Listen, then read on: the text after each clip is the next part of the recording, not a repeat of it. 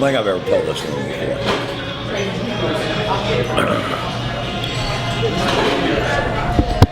I ended up,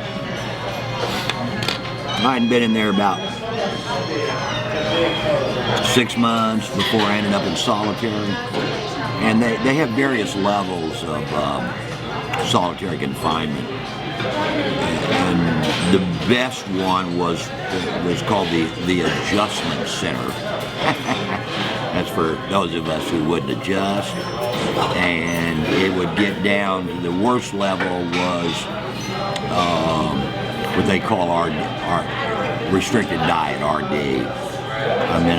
That one I was in a cell, no clothes, a thin pad, no toilet, no sink. There was a button on the wall that you push, and the water comes out of it, and the floor is slanted down towards a hole in the middle of the floor. That was your toilet. That was the worst place you could be. I was in all of them. But because I was in all of them, I met and became friends with other guys who were gang leaders. In particular, 2 people. A black man named Redmond and a Spanish fella named Mosca, which is Spanish for fly. Let's say Mosca. Mosca was the leader of what is now known as the Mexican Mafia, but it wasn't called that back then. And Redmond was the leader of the nascent Black Power movement. So the Black Power movement started in the California prisons in the 60s. And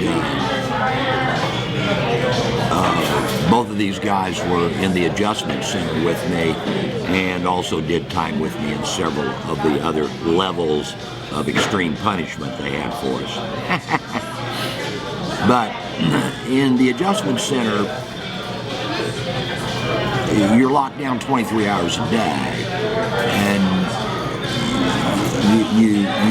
you don't have anything to do, so you talk.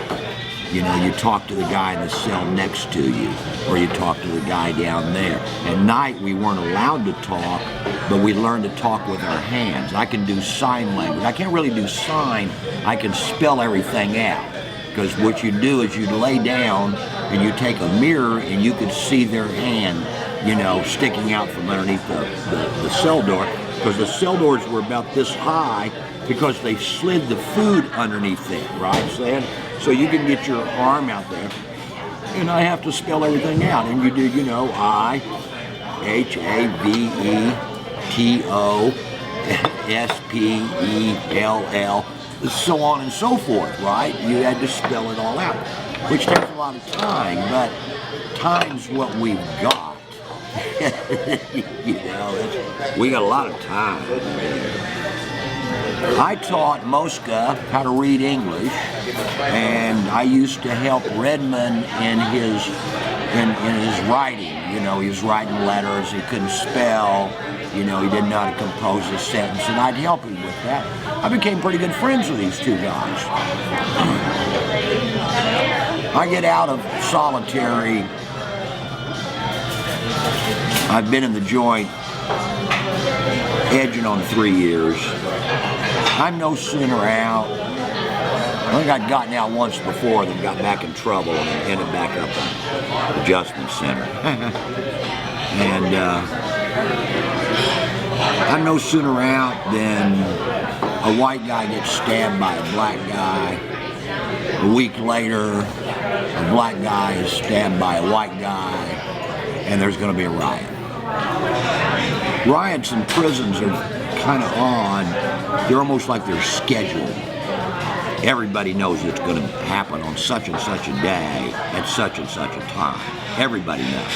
The guards know, the administration knows, the prison knows. If you leave your cell that day, you are considered to be a combatant. Okay? If you don't want to be a combatant, then don't fucking leave your cell that day. You stay in. And it's going to be the whites and the Browns versus the Blacks. Redmond's out, Mosca's out. The guy that helped me get out of the adjustment center was a psychologist whose name I don't remember. I want to say his name was Frazier, but that may be just, because of the TV show. I don't think about him that much. But anyway, I go to him and I say to him, Doc, I can stop this riot that's coming, but they've got to let me out if I do it. See, prison authorities, they don't give a shit if you kill each other as long as you don't do it on their watch. You know what I mean? The warden wants to get out of there before it happens because they know it's going to happen. It happens all the time. It's happening somewhere in that vast system. Somebody's dying. They just don't want it to be on their watch. So I go. The doctor gets me in to see the warden, and I'm well known. I'm Psycho, or among the Mexican guys, I'm El Psycho, S.A. Psycho. Different lifetime, brother. And they agree. If I can stop it, they'll get me out. All right? So on the day it's going to happen,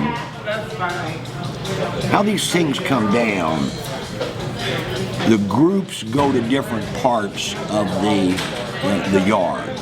You have the Mexicans over here, you have the white guys over here, you have the black guys over here. And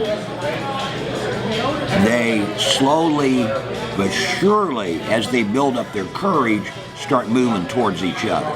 And then somebody will make a run, at somebody, and then it's on. Like I said, everybody knows what's going to happen. They've got the guards are ready. They've got sharpshooters up in the gun towers.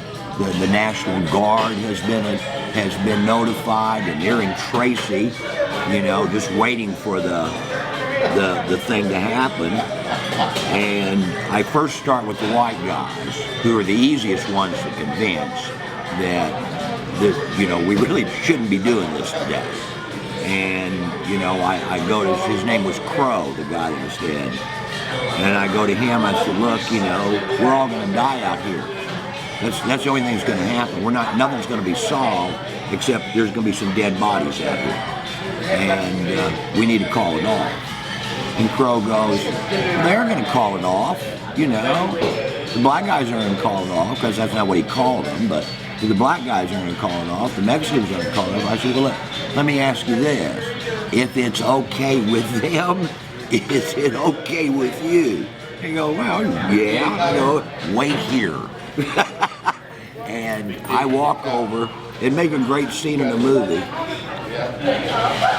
The black guys were sitting in circles inside of circles. Can you see my hand on it? And in the inner circle of the maybe 4, possibly 5 circles is Redman and his most trusted lieutenants.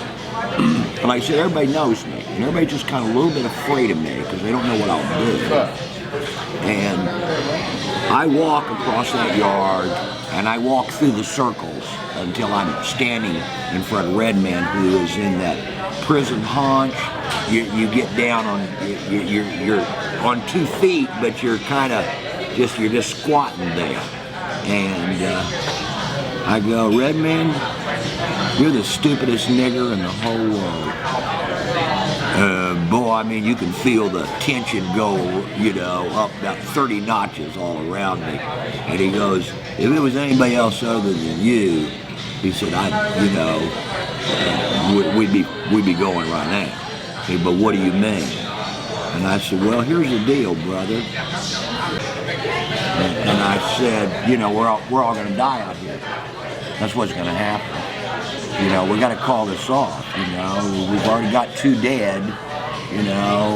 One of yours, one of theirs. Let's call it even. And he goes, well, Crow and Mosca aren't going to go for it. I go, well, Crow will go for it. I've already talked to him. But let me ask you this, Redman, if it's okay with Mosca, is it okay with you?